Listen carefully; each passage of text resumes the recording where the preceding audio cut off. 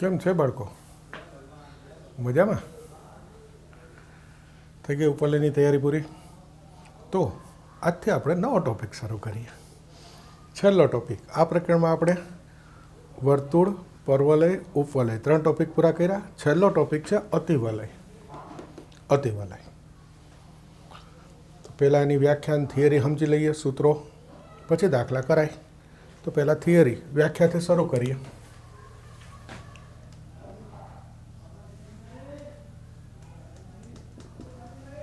અતિવલય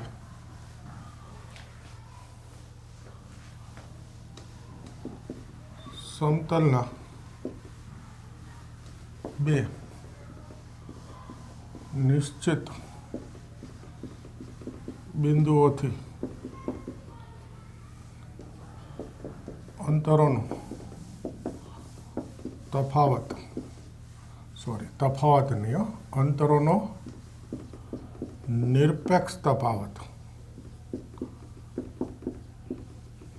અંતરોનો નિરપેક્ષ તફાવત અચળ હોય તેવા બિંદુઓનો ગણ એટલે અતિવલય. આ થઈ ગઈ વ્યાખ્યા. સમતલના બે નિશ્ચિત બિંદુઓથી અંતરોનો નિરપેક્ષ તફાવત અચળ હોય તેવા બિંદુઓનો ગણ એટલે અતિવલય. વ્યાખ્યા થઈ ગઈ. હવેની આકૃતિ દોરું. એ આ બાજુ દોરું છું, ચૂચું. પછી વ્યાખ્યા સમજાવું.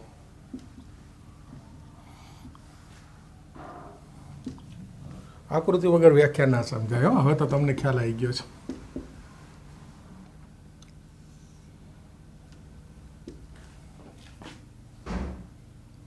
અને આકૃતિ રફ દોરીએ છીએ એ બી તમને ખ્યાલ આવી ગયો છે. F1 F2 સમતલના બે નિશ્ચિત બિંદુ F1 F2 થી અંતરોનો તફાવત અચળ હોય, અંતરોનો તફાવત અચળ હોય, નિરપેક્ષ તફાવત. નિરપેક્ષ એટલે માનાંકમાં. એનો અર્થ ધારો કે અહીંયા એક બિંદુ P હોય અતિવલય પર. આ બે વક્ર છે, આ બે શાખા, એ અતિવલય કહેવાય છે. બે ભેગું અતિવલય બોલાય. ટૂંકમાં અતિવલય છે એ એક સળંગ વક્ર નથી. પહેલું જ બરાબર સાંભળજો. અતિવલય કોઈ એક સળંગ વક્ર નથી. બે શાખામાં વિભાજિત થયેલો વક્ર છે. આ એક શાખા, આ બીજી શાખા, આ બંને અતિવલય બોલાય. હવે જુઓ, આ સમતલના બે નિશ્ચિત બિંદુ F1 F2, આ P અહીંયા દર્શાવવું તો વ્યાખ્યાનો અર્થ થયો કે આ Pનું F1 F2 થી અંતર એનો તફાવત. તો Pનું F1 થી અંતર, F2 થી અંતર એનો તફાવત અચળ હોય એવા બિંદુઓનો ગણ એટલે અતિવલય. તો નિરપેક્ષ તફાવત એટલે આ માનાંકમાં લેવાનું. એનું કારણ કે આપણને ખબર નથી કે F1P મોટું છે કે F2P મોટું છે. કારણ કે જો અહીંયા દેખાડું તો તમને એવું લાગે કે F2P મોટું છે, પણ P અહીંયા બતાવું તો F1P મોટું થઈ જાય. એટલે એમ કહેવાય કે અંતરોનો નિરપેક્ષ તફાવત એટલે માનાંકમાં તફાવત એ અચળ હોય એવા બિંદુઓનો ગણ એટલે અતિવલય. આ વ્યાખ્યામાં આટલું જ છે, બુકમાં આટલું જ છે, પણ મને ખબર છે કે આ 2A આવે. ઉપવલયમાં બી મેં લખ્યું હતું, એ જ આવે આમાં. ઉપવલયમાં F1P વત્તા F2P બરાબર 2A આવે. અહીંયા વત્તા આવે, જ્યારે આમાં માનાંકમાં બાદબાકી બરાબર 2A આવે. ઓકે, તો આ અતિવલયની વ્યાખ્યા થઈ ગઈ. હવે ઉપવલય અતિવલયમાં ફેર શું આવ્યો ખબર પડી ગઈ. ઉપવલયમાં હતું અંતરોનો સરવાળો, આમાં છે અંતરોનો નિરપેક્ષ તફાવત. અને આકૃતિ આ થઈ ગઈ. બાકી બધા જ શબ્દો, બધા જ સૂત્રો ઉપવલયમાં હતા એના એ જ. છતાં એકવાર ફરીથી કહી દઉં, યાદ કરાવી દો બોલીને. લખેલું ઉપવલયમાં છે એ વાંચી લેજો, એનું જ થાય. ઉત્કેન્દ્રતા યાદ કરો. ઉત્કેન્દ્રતા ના, એ પહેલાં હજી કહી દઉં ને. આ F1 F2 બે નિશ્ચિત બિંદુ, એનું મધ્ય બિંદુ એને કહેવાય અતિવલયનું કેન્દ્ર. ટૂંકમાં ઉગમ બિંદુ અતિવલયનું કેન્દ્ર છે. આ F1 F2 બે નિશ્ચિત બિંદુને કહેવાય નાભી. આ બંને નાભીમાંથી પસાર થતી રેખા એને કહેવાય અતિવલયનો મુખ્ય અક્ષ, પ્રધાન અક્ષ અથવા મુખ્ય અક્ષ. આ કેન્દ્રમાંથી મુખ્ય અક્ષને લંબ એને કહેવાય અનુબંધ અક્ષ. હા, આને ગૌણ અક્ષની બદલે આ વખતે શું બોલીશું? અનુબંધ અક્ષ બોલીશું. ઉપવલયમાં ગૌણ અક્ષ બોલીએ છીએ, આમાં શું બોલીશું? અનુબંધ અક્ષ. શબ્દ જ જુદો છે, અર્થ એનો છે. આ અતિવલય મુખ્ય અક્ષને જ્યાં છેદે એ બે બિંદુ કહેવાય અતિવલયના શિરોબિંદુ. એ ડેશ બધું એનું જ છે. ઓકે, હવે ઉત્કેન્દ્રતા. તો કે આ કેન્દ્રનું કોઈ એક નાભીથી અંતર અને અતિવલયના બિંદુથી અંતર એનો ગુણોત્તર એને કહેવાય ઉત્કેન્દ્રતા. પણ અહીંયા અતિવલયની ઉત્કેન્દ્રતા ઈ એક કરતાં મોટી હોય. પરવલય તો 1, ઉપવલય હોય તો 0 થી 1 ની વચ્ચે, અને અતિવલય માટે આ ઉત્કેન્દ્રતા ઈનું મૂલ્ય કેટલું હોય?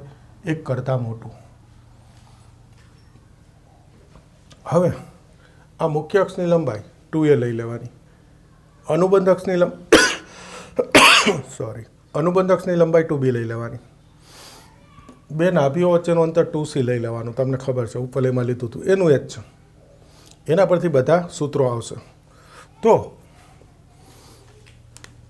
એક ખાસ વસ્તુ અહીંયા લખી દઉં. ઉપવલયમાં સીનું સૂત્ર હતું √a² - b². યાદ કરજો. અતિવલયમાં આ સીનું સૂત્ર થશે √a² + b². બસ આ એક સૂત્ર જુદું આવશે. બાકી બધા જ સૂત્રો આગળ લખેલા છે જ આવશે. હમણાં લખવું પણ એના એ જ લખીશ ફરી. આ એક જુદું છે, પહેલાં લખી દીધું. અતિવલયમાં સી એનું સૂત્ર થશે √a² + b². ક્લિયર? સીનું સૂત્ર શું થશે? √a² + b². આ નાભીમાંથી પસાર થતું જીવા તો નાભી જીવા કહેવાય, અને જે નાભી જીવા મુખ્ય અક્ષને લંબ હોય એને નાભી લંબ કહેવાય. ઉપવલયમાં હતું સૂત્ર, અતિવલયમાં જ છે. બધા શબ્દો બધો અર્થ એનો એ છે, ખાલી એક સીનું સૂત્ર બદલાશે. આ વ્યાખ્યાને કારણે ઉત્કેન્દ્રતા ઈનું મૂલ્ય 1 કરતાં મોટું થઈ જાય. આકૃતિ અને સી. બાકી હવે જે સૂત્રો લખીશ એ બધા એના એ જ લખીશ, એના એ જ. પણ પહેલાં આટલું જોઈ લો, પછી એકવાર ફરીથી સૂત્ર લખી દઉં.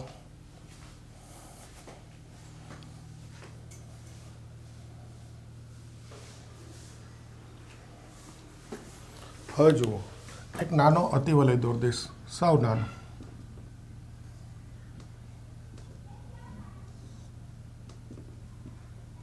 આ એક્સ અક્ષ, આ એક્સ, આ F2, આ F1. આમાં નિયામિકા અહીંયા હોય. આગળની આકૃતિમાં ભૂલી ગયો તો નિયામિકા દર્શાવતા. અહીંયા નિયામિકા હોય. આ કેન્દ્રો, આ શિરોબિંદુ એ ડેશ. હવે લખી દો બધા સૂત્રો. ટૂંકમાં મુખ્ય અક્ષ એક્સ અક્ષ છે, એવો અતિવલય છે. પહેલું પ્રમાણિત સમીકરણ. અતિવલયનું પ્રમાણિત સમીકરણ થશે x² / a² - y² /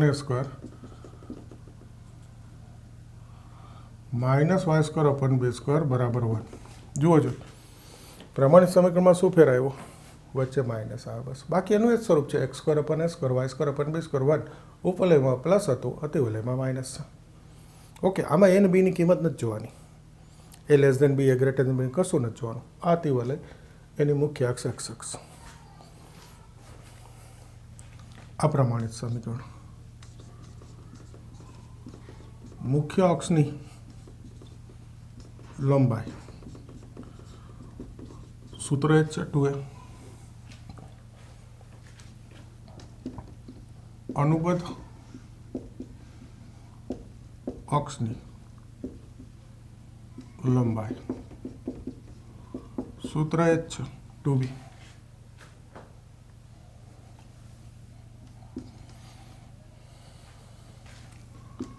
બે નાભીઓ વચ્ચેનું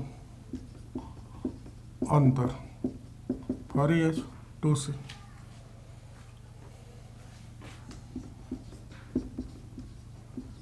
નાભીના આ એ અને a ડેશ ભેગું લખી નાખો ને, ±c0. જો બધા સૂત્રો જ છે. શિરોબિંદુઓ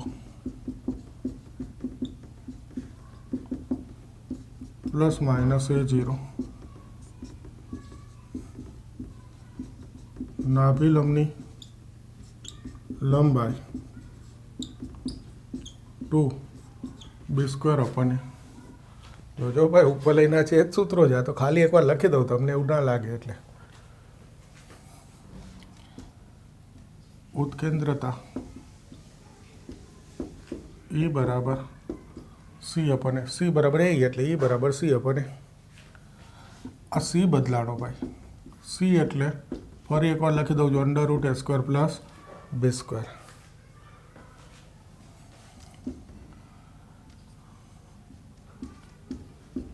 નિયમિકાના સમીકરણ x બરાબર પ્લસ માઇનસ a²/c. બધા સૂત્રો એને જોઈ લો, ખાલી આ એક બદલાય અને પ્રમાણિતમાં વચ્ચે માઇનસ આવે, બસ આટલો ફેર હોય છે. બધા સૂત્રો એના જ. હજુ નાભિલંબના અંત્યબિંદુ નહીં આવે, આગળ ઉપવલયમાં લખ્યું હતું, હવે ત્યાંથી જોઈ લો, એનું એ જ થાય. ઓકે, તો આવી ગયા બધા સૂત્રો.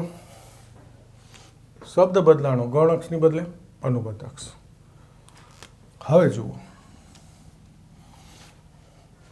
અતિવલયમાં એક મુદ્દો વધારાનો હોય. અચ્છા, લાઈન ક્યાં કરતી હતી? આ ઉપવલયમાં ના હોય.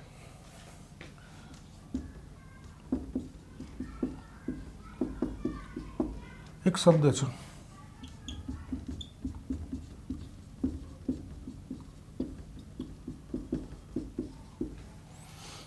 જો a બરાબર b હોય ને, અહીંયા a અને b સરખા હોય ને, તો એ અતિવલયને લંબાતિવલય કહેવાય છે. એક શબ્દ છે, યાદ રાખજો. જો a બરાબર b હોય તો એ અતિવલયને શું કહેવાય? લંબાતિવલય કહેવાય. અને જો લંબાતિવલય હોય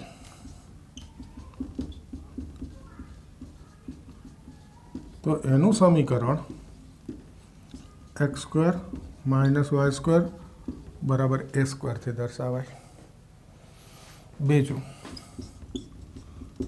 લંબાતિવલયની ઉત્કેન્દ્રતા E બરાબર √2 હોય, ફિક્સ હોય. લંબાતિવલય હોય ને તો ઉત્કેન્દ્રતા શોધવાની જરૂર નહીં, √2. અને જો ઉત્કેન્દ્રતા √2 હોય ને તો A અને B કાંઈ જોવાની જરૂર નહીં, સીધું કહી શકો કે લંબાતિવલય છે. બુકમાં હોય કે ના હોય, આટલું છે એ કહી દઉં છું. જો A બરાબર B હોય તો એવા અતિવલયને શું કહેવાય? લંબાતિવલય. લંબાતિવલય હોય એટલે અહીંયા a b ની બદલે a મૂકી દઉં અને આ a² લસા લઈ લો એટલે x² માઇનસ y² બરાબર a² થઈ ગયું. અને લંબાતિવલય હોય તો એની ઉત્કેન્દ્રતા E બરાબર √2 ફિક્સ હોય. બરાબર છે.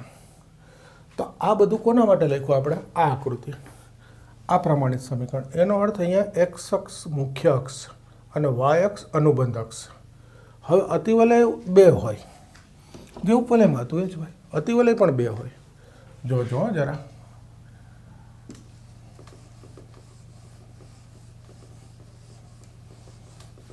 આટલું કાઢું છું, ખાલી આટલું જ નીકાળું છું કે બધું નીકાળી દો. આ નીકાળી દો, ચાલો, એ તો યાદ રહે ને એટલું. જોજો,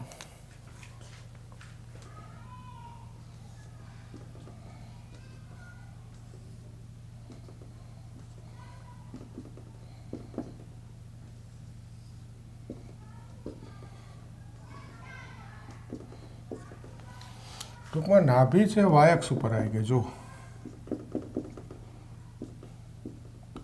આ એ ડેશ, નિયમિકા અહીંયા હોય L ડેશ. ટૂંકમાં સમસ્થિત રેખા થઈ જાય. કેન્દ્ર ઉગમ બિંદુ. મૂળ વસ્તુ નાભી ક્યાં આવી ગઈ? વાય અક્ષ. તો એની મુખ્ય અક્ષ શું થઈ ગઈ? વાય અક્ષ. એટલે આને આપણે ગુજરાતીમાં કઈ વાય અક્ષ નહોતી વલે. આનું પ્રમાણિત સમીકરણ થાય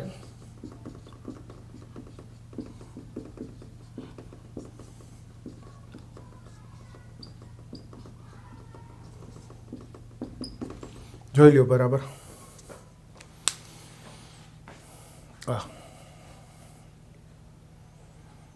આનું પ્રમાણિત સમીકરણ જોઈ લો. y² / b² - x² / a² બરાબર 1.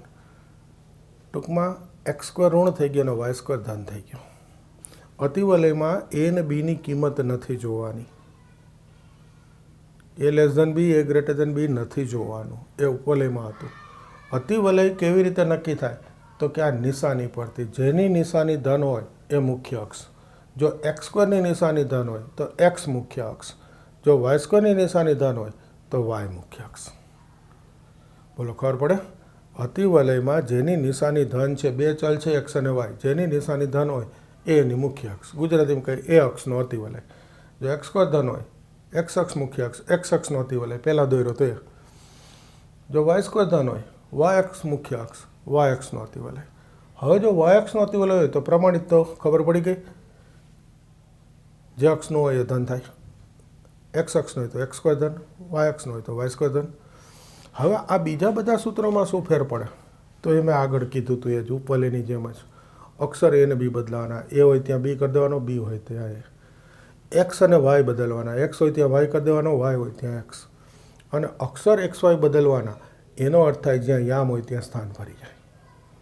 જો મુખ્ય અક્ષની લંબાઈ 2a હતું, આમાં 2b થઈ જાય. અનુબંધ અક્ષની લંબાઈ 2b છે, અક્ષર બદલાવો 2a. આ સી એમ નંબર જ રહે, એને કંઈ ફેર ના પડે એટલે આ એમ નંબર રહે. હા, સ્થાન ફરે 0 પ્લસ માઇનસ સી ના ભિનાયો. શિરોબિંદુ 0 પ્લસ માઇનસ એના બદલે બી. 2 a સ્ક્વેર અપન બી એ બરાબર સી અપન બી.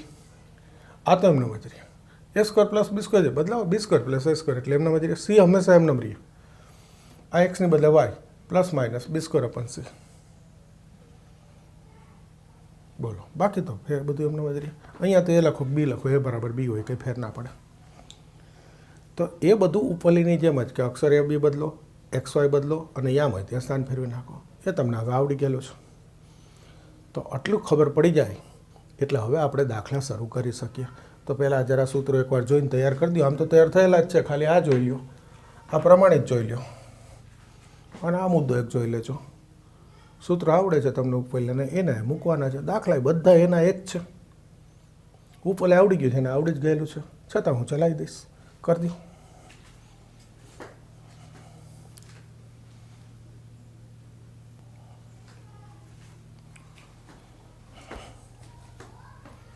હવે જો દાખલા શરૂ કરીએ.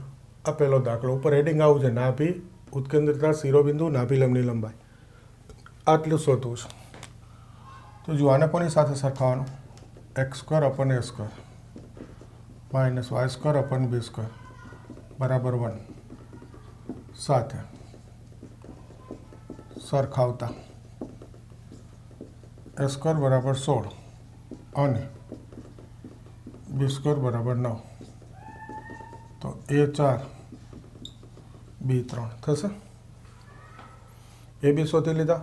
પહેલાં હંમેશા શું શોધવાનું યાદ કરજો, એ બી તો મળી જાય પ્રમાણિત ઉપરથી. સી શોધી લેવાનું. સી સ્ક્વેર બરાબર એ સ્ક્વેર પ્લસ બી સ્ક્વેર 16 9 25. સી બરાબર 5. આ સી એ અને બી. બસ પહેલાં હંમેશા સી શોધી લેવાનું. હવે એ બી અને સી આ ત્રણ કિંમતો એટલે જે જોતું એ મળે. આપણને ખાલી એનું સૂત્ર આવડવું જોઈએ. જો પહેલું રકમમાં કીધું છે નાભી, બોલો સૂત્ર પ્લસ માઇનસ C0.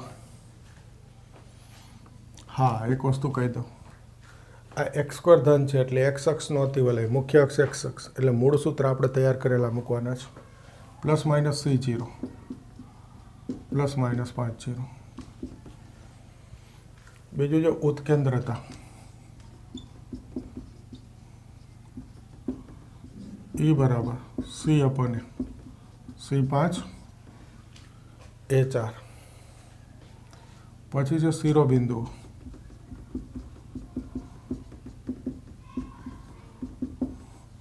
બોલો સૂત્ર પ્લસ માઇનસ A0 A4 છે. પછી છે નાભિલંબની લંબાઈ,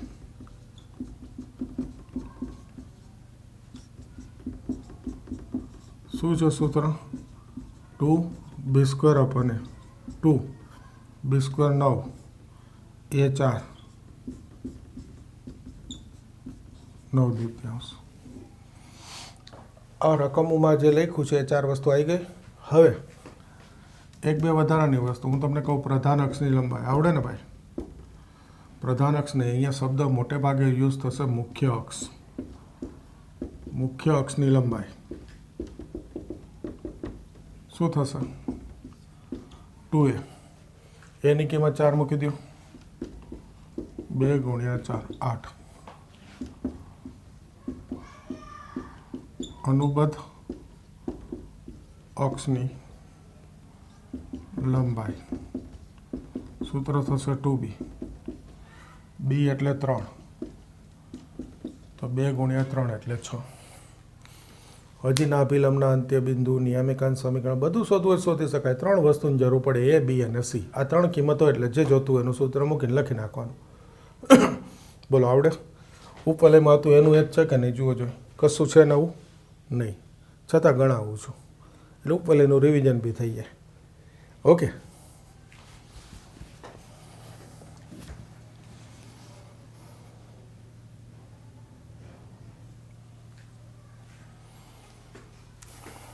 ઓકે જુઓ ચોથો દાખલો ક્રમ ગોઠવીશો 16x² - 9y² 576 તો પહેલું આપણને ખબર છે કે સામે 1 હોવો જોઈએ હવે તો ખ્યાલ છે તો 576થી ભાગી દો બે બાજુ 16x² ભાગ્યા 576 9y²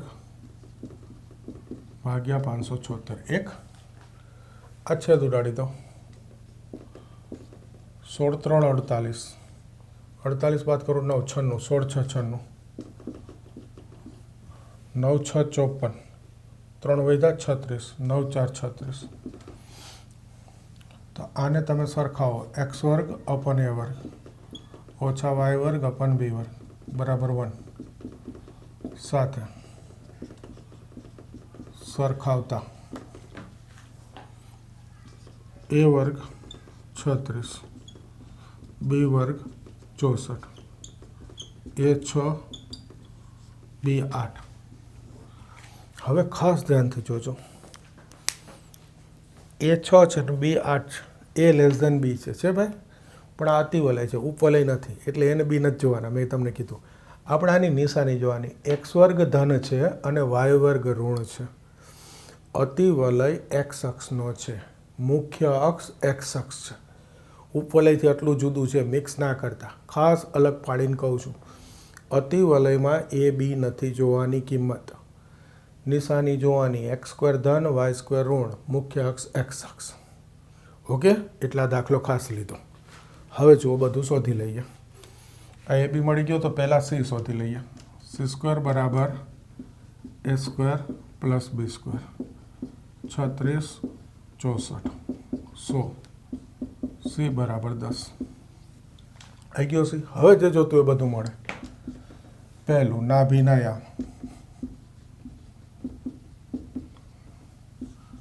પ્લસ માઇનસ c0 હવે તો સૂત્રોમાં કિંમત મૂકી દેવાની છે ઉત્કેન્દ્રતા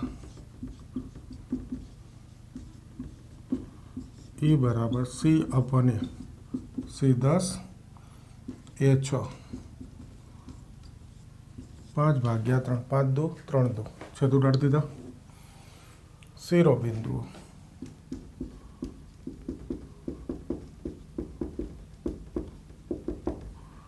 પ્લસ માઇનસ a0 6 0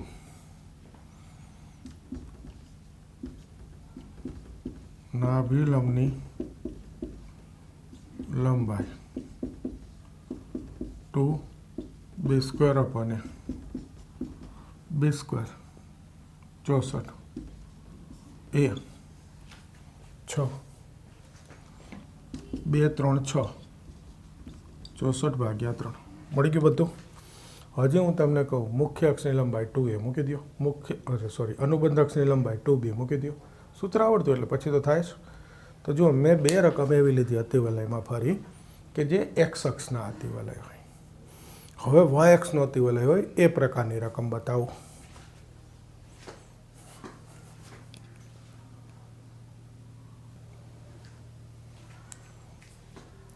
હવે જુઓ છઠ્ઠો દાખલો 49y² ઓછા 16x² બરાબર 784 તો પહેલું તો અહીંયા 1 હોવો જોઈએ એટલે આ જે સંખ્યા છે એનાથી બંને બાજુ ભાગી દઈએ 49y² 784 ઓછા 16x², 784 એક ઓકે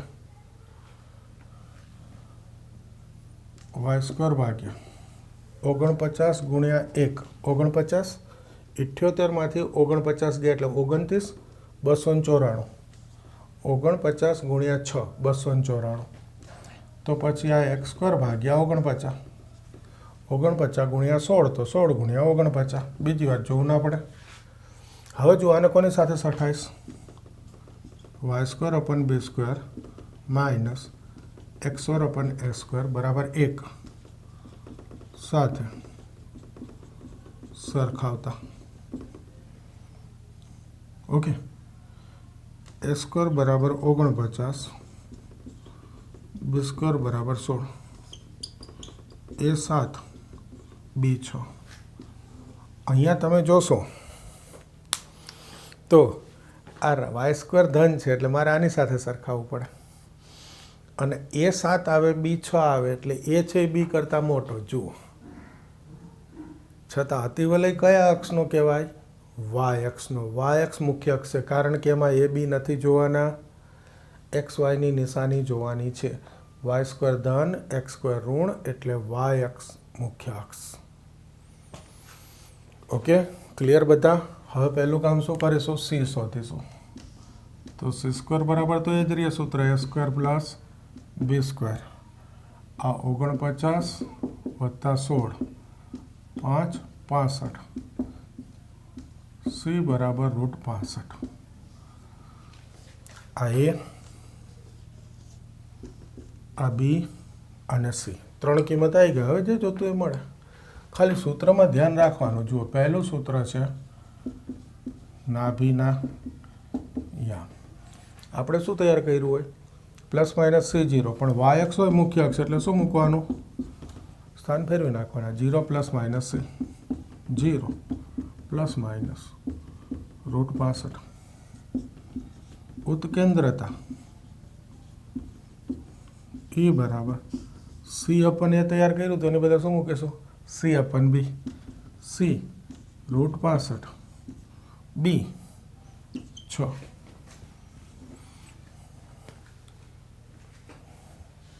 શિરોબિંદુ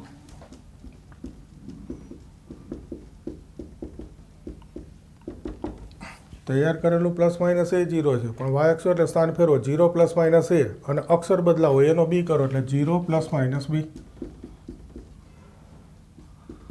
તો 0 ± b એટલે 6. છેલ્લું નાભિલંબની લંબાઈ શું સૂત્ર તૈયાર કર્યું છે 2b² અપન a y અક્ષ છે એને b બદલાવવું એટલે સૂત્ર શું થઈ ગયું 2a² અપન b a² 49 b 6 2 3 6 49 ભાગ્યા 3 આવી ગયો. હજુ કહું મુખ્ય હા યાર લખી દો જગ્યા કરી નાખું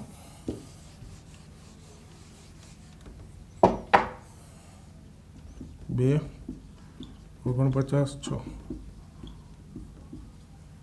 જુઓ વધારાનું મુખ્ય અક્ષ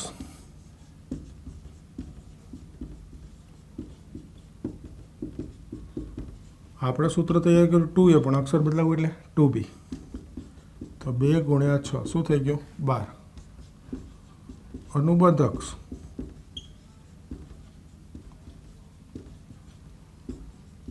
આપણે સૂત્ર તૈયાર કર્યું 2b પણ અક્ષર બદલાવું એટલે 2a એ 7 છે. આ બે વધારાના અત્યારે બુકમાં નથી પણ અતિવલીમાં તો છે જ ને ભાઈ. સૂત્ર બદલે એકવાર બતાવી દેવું પડે ને. તો જો આ એક y અક્ષનો અતિવલય થઈ ગયો ધ્યાન પડી ગયું જે ઉપવલયમાં હતું એ જ ધ્યાન રાખવાનું છે બીજું કંઈ છે નહીં. અને મૂળ મુદ્દો આ કે જેની નિશાની ધન હોય y² ધન હોય y અક્ષ x² ધન હોય x અક્ષ મુખ્ય અક્ષ બસ આટલું એને બી જોવાના નહીં. કરો તૈયાર.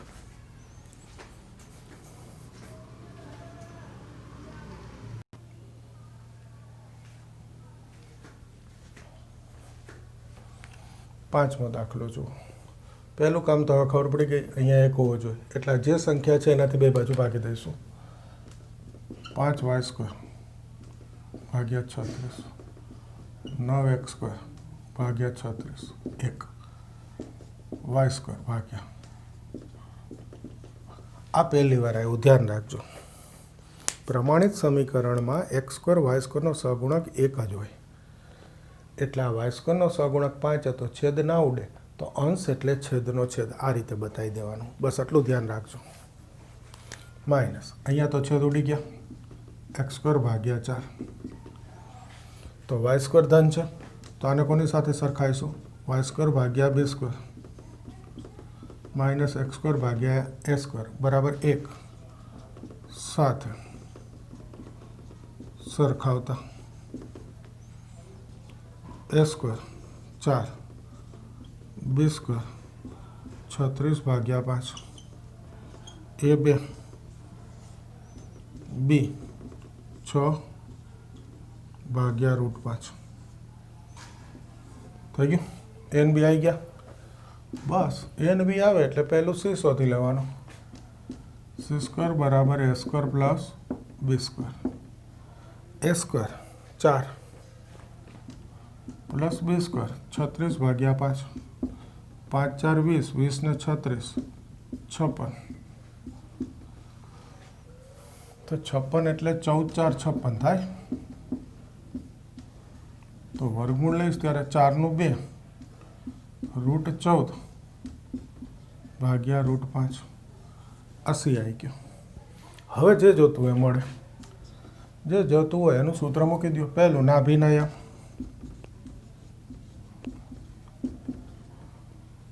કયા અક્ષનો છે? અતિવલય y અક્ષનો. તો સૂત્ર થશે 0 ± c 0 ± 2 √14 √5. બીજું છે ઉત્કેન્દ્રતા.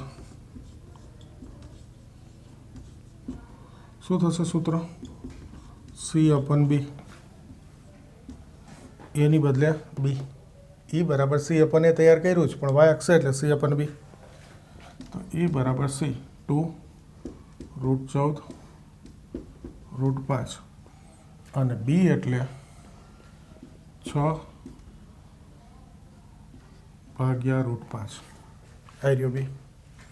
તો આ √5 જશે, 2 3 6 જશે, √14 ભાગ્યા 3. એના પછી છે શિરોબિંદુઓ.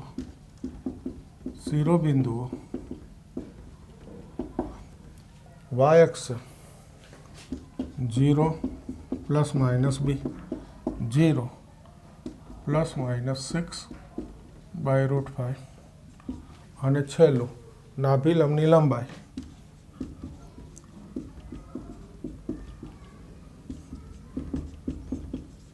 y અક્ષ છે તો 2a²/b a² 4 b 6 √5 6 ભાગ્યા √5 મૂકું છેદમાં એટલે છેદનો છેદ અંશમાં મૂકી દીધો. 2 3 6 તો 4 √5 ભાગ્યા 3 થઈ ગયો. ચાલો તો જુઓ, આ 2 x અક્ષના અતિવલય લીધા, 2 y અક્ષના અતિવલય લીધા. થઈ ગયા બંને પ્રકાર. અને ઉપવલયમાં હતું એનું જ છે, છતાંય બીજી વાર પ્રેક્ટિસ કરાવી દીધી. એટલે જેને ઉપવલય આવડતું હતું એને તો આવડતું જ હતું, એણે ખાલી આ સૂત્ર c માં બદલવાનું હતું અને x અક્ષ y અક્ષનો અતિવલય કઈ રીતે નક્કી કરાય એ શીખવાનું હતું. બાકી સૂત્ર તો પછી એનું એ જ છે. તો હવે આજે તમારે સ્વાધ્યાયમાં 1 થી 6, સ્વાધ્યાય 11.4 1 થી 6 અને ઉદાહરણમાં 1 નંબર કરજો 14. આટલું આજ તમારે ગણ નાખવાનું.